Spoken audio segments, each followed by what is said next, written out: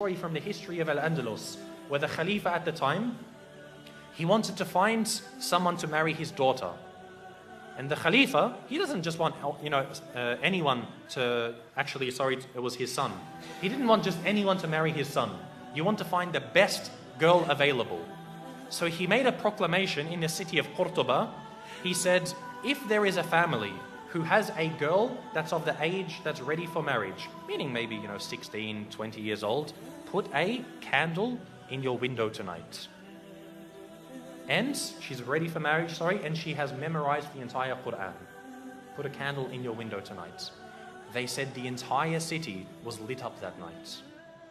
The entire city was lit up because there were so many young girls who had memorized the Quran. So he said, Khair, my son can't marry that many women.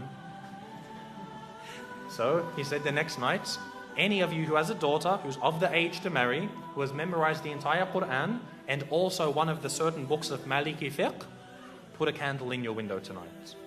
It was said again that night, not as much as the night before, but almost again the whole city was lit up by candles. I would dare to say that if we were to ask about our entire ummah today, to have one girl who's of the age to get married, who has memorized the entire Quran and one of the books of Maliki fiqh, khalas, any book of fiqh, we would not have a single candle in our windows tonight. This shows the state of the ummah. And this is a sign that we see when our women are educated, the ummah is strong.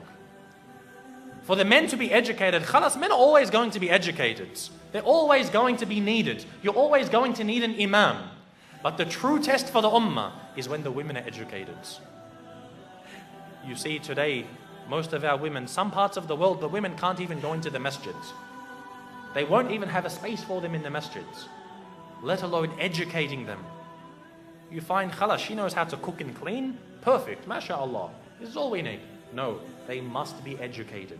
This is why Andalus, it was seen as a high time for the ummah to know about Islam. No, I'm not saying for her to go to university and study liberal arts and accounting. I'm talking about Islam. To come to the Islamic centers and to know her religion. We must have this because she is the one who is going to raise a nation. The husband, the father isn't there to raise the children. The mother is.